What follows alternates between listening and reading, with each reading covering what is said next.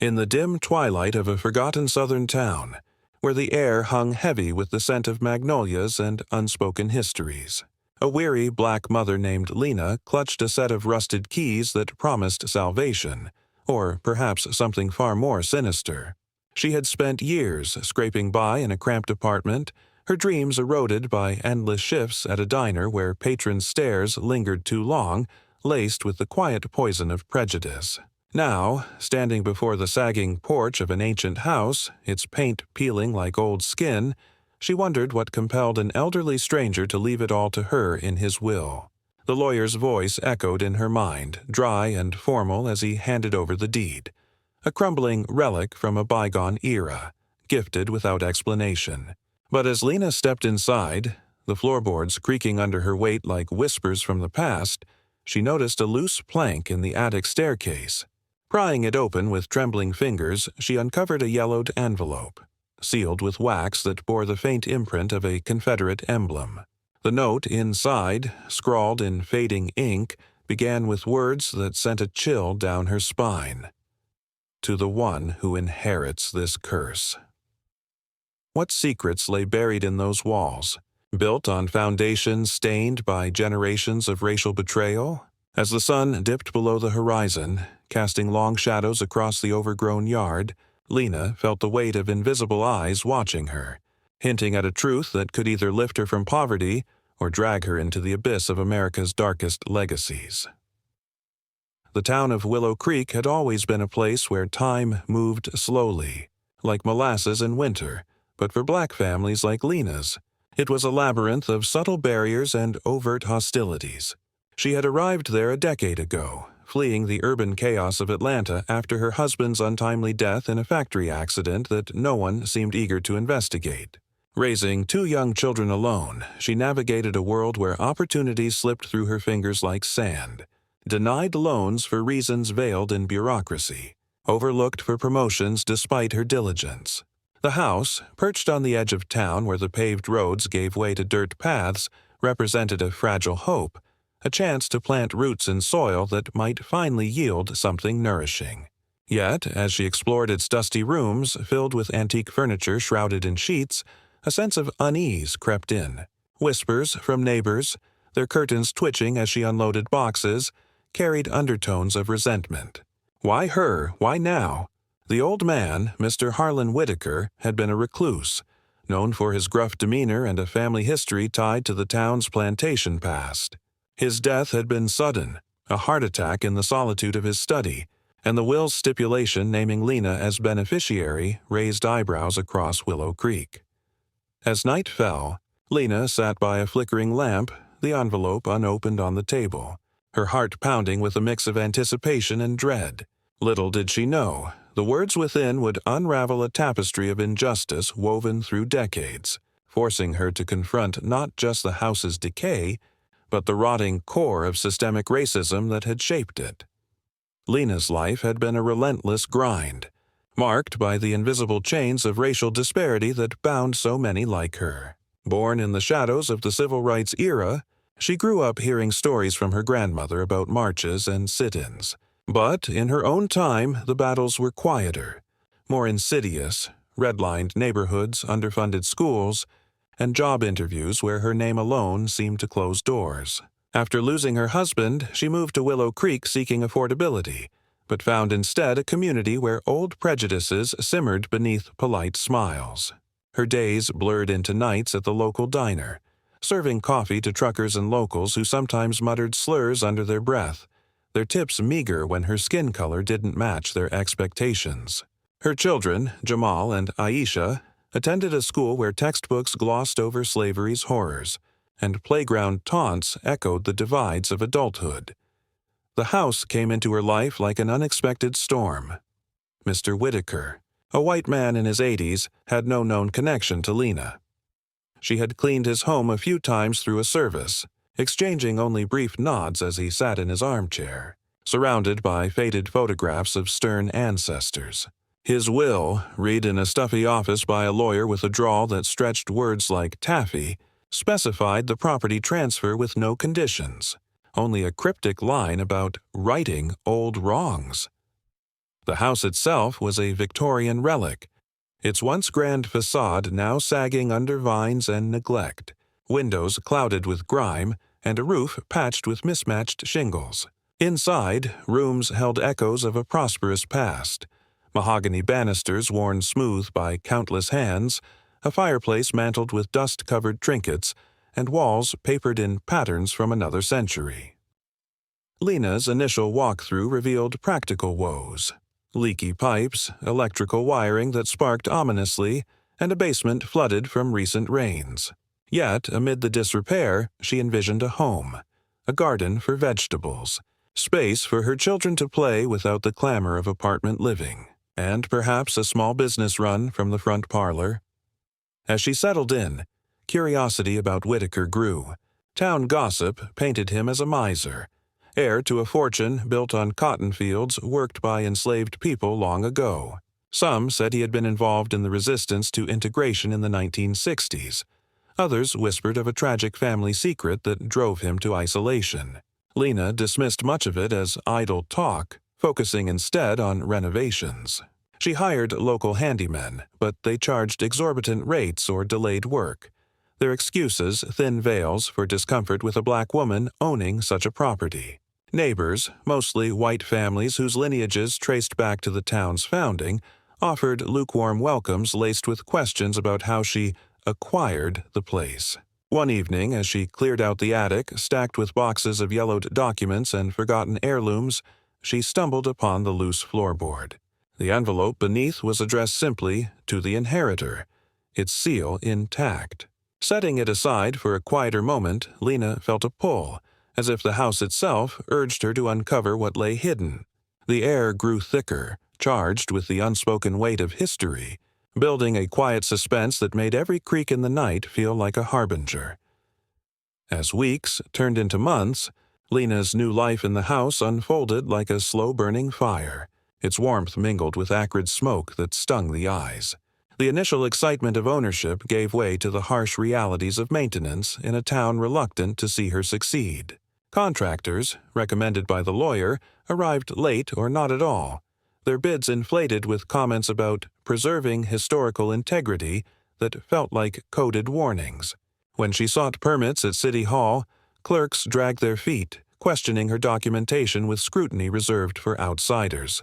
Lena pushed forward, using her savings to fix the plumbing and paint the walls, transforming the crumbling structure into something resembling a sanctuary. Her children thrived in the space, their laughter echoing through halls that had long been silent. But even they noticed the stares from schoolmates whose parents whispered about the newcomer in Whitaker's old place. The neighborhood's undercurrents of racism began to surface more overtly. Anonymous notes appeared in her mailbox, scrawled with veiled threats. "This ain't your history." Cars slowed past her driveway at night, headlights piercing the darkness like accusatory eyes. At the diner, conversations hushed when she entered, only to resume with pointed remarks about gentrification in reverse. Lena's resilience, forged in the fires of her own hardships, held firm, but doubt crept in. Why had Whitaker chosen her? Research at the local library revealed fragments of his past. A family tree rooted in slave-owning planters, a grandfather who led anti-desegregation rallies. Whitaker himself had served on the town council in the 1970s, voting against affordable housing initiatives that would have benefited black communities. Yet there were anomalies. Donations to civil rights organizations in his later years, anonymous but traced back through records. The house itself seemed to conspire in revealing its secrets. During a storm that rattled the shutters, water seeped through the attic, soaking boxes and exposing more artifacts. Old ledgers detailing land acquisitions from the Reconstruction era, maps showing parcels seized from freed black farmers through dubious legal maneuvers. Lena pored over them by candlelight, piecing together a narrative of displacement. Her ancestors, she discovered through genealogy sites, had ties to the region, perhaps even to the very land the house stood on. The envelope remained unopened, a talisman she carried in her pocket, its presence a constant reminder of impending revelation. Tension mounted as community opposition grew. A petition circulated to challenge the will's validity. claiming Whitaker was not of sound mind. Lena faced confrontations at town meetings where residents aired grievances cloaked in nostalgia for the old ways. Her job suffered. Shifts reduced under pretext of slow business, forcing her to dip deeper into reserves. One fateful afternoon, while repairing the staircase, another loose board gave way, revealing a hidden compartment with photographs, black and white images of lynchings, protests, and a younger Whitaker standing amid a crowd at a Klan rally. Horror washed over her, mingled with confusion. Was this the man who had gifted her the house? The emotional stakes escalated. Lena questioned her safety, her children's future in a place poisoned by hate. Sleepless nights followed, haunted by visions of the past bleeding into the present. She confided in no one, the isolation amplifying her fears. As winter approached, the cold seeped into the bones of the house, mirroring the chill of uncovered truths. The note's seal beckoned, promising answers amid the rising storm of injustice that threatened to engulf her fragile new beginning. Each day brought new layers of tension, from vandalized property to whispered campaigns, building toward an inevitable breaking point where history's ghosts demanded reckoning. Deeper into her investigation, Lena uncovered newspaper clippings tucked in the ledgers, yellowed articles from the 1950s detailing evictions of black sharecroppers from lands now occupied by white families, including Whitakers. One story stood out, a family named Hayes. Forced off their farm after false accusations of theft, their home burned to the ground. The name resonated. Lena's maiden name was Hayes. Could it be? Genealogy confirmed the link. Her great-grandparents had been among those displaced, their dreams shattered by the very system Whitaker's kin upheld. The house, she realized, was built on stolen ground, its foundations laid with the sweat and tears of her own bloodline. This revelation fueled a fire within her, transforming fear into determination. Yet external pressures intensified. Her car tires were slashed, and the school principal called about concerns over her children's behavior, baseless claims that reeked of retaliation. Community events became battlegrounds. At a holiday fair, Lena set up a booth selling homemade jams, only to face boycotts and snide remarks about taking what's not yours. The emotional toll mounted, tears shed in private as she wrestled with the irony of inheriting a symbol of oppression. The house groaned under heavy snows, as if protesting its own history, and Lena found more hidden items. A diary entry from Whitaker's youth, expressing regret over participating in voter suppression efforts. Contradictions piled up. A man complicit in racism, yet perhaps seeking atonement in death. Her health suffered, stress manifesting in migraines and fatigue, but she pressed on, driven by a need to understand. Friends from Atlanta urged her to sell and leave, but the pull of legacy kept her rooted. As spring thawed the ground, so too did it unearth more secrets. Digging in the garden, Lena struck a metal box containing deeds and letters, evidence of fraudulent transfers. The web of injustice expanded, implicating current town leaders whose families benefited from those thefts. Threats escalated, a rock through her window with a note echoing the earlier ones. Lena's resolve hardened, but isolation deepened, her world narrowing to the house's confines. The unopened envelope grew heavier, its contents the key to unlocking the full truth. Tension peaked in small moments. A shadowed figure watching from the street. Anonymous calls in the night. The stakes were no longer just personal. They encompassed generations of silenced voices, building to a crescendo where Lena stood on the precipice of confrontation with the town's entrenched racism. The storm that had been brewing finally broke on a muggy summer evening, the sky cracking with lightning that illuminated the house like a stage set for tragedy. Lena, exhausted from another day of futile job searches, positions mysteriously filled before she could apply, sat in the attic, the envelope in her hands. The air was thick with humidity and the scent of old paper, as if the past itself sweated through the walls. With a deep breath she broke the seal, unfolding the pages that trembled in her grasp. Whitaker's handwriting, shaky but deliberate, spilled forth a confession that shattered the silence. He wrote of his youth in the Jim Crow South, raised on tales of white supremacy, joining mobs that terrorized black communities to maintain control. He detailed his role in the displacement of the Hayes family, her family, forcing them off their land through forged documents and intimidation, all to expand his father's estate. The house, he revealed, was constructed with profits from that theft, its every brick a monument to stolen lives. But age had brought remorse. Witnessing the civil rights movement from afar, then the Black Lives Matter protests on television, chipped away at his convictions. In his final years, isolation bred reflection, and upon learning of Lena's distant connection through a hired investigator, he chose her as heir, not out of charity, but restitution. Hidden in the basement behind a false wall was a safe containing gold coins and original deeds, worth enough to reclaim lost family lands or fund a new life. As Lena absorbed the words, rage and sorrow collided within her, tears blurring the ink. But the climax intensified. A knock thundered at the door, revealing a group of townsfolk led by the mayor, demanding she vacate under claims of invalid inheritance.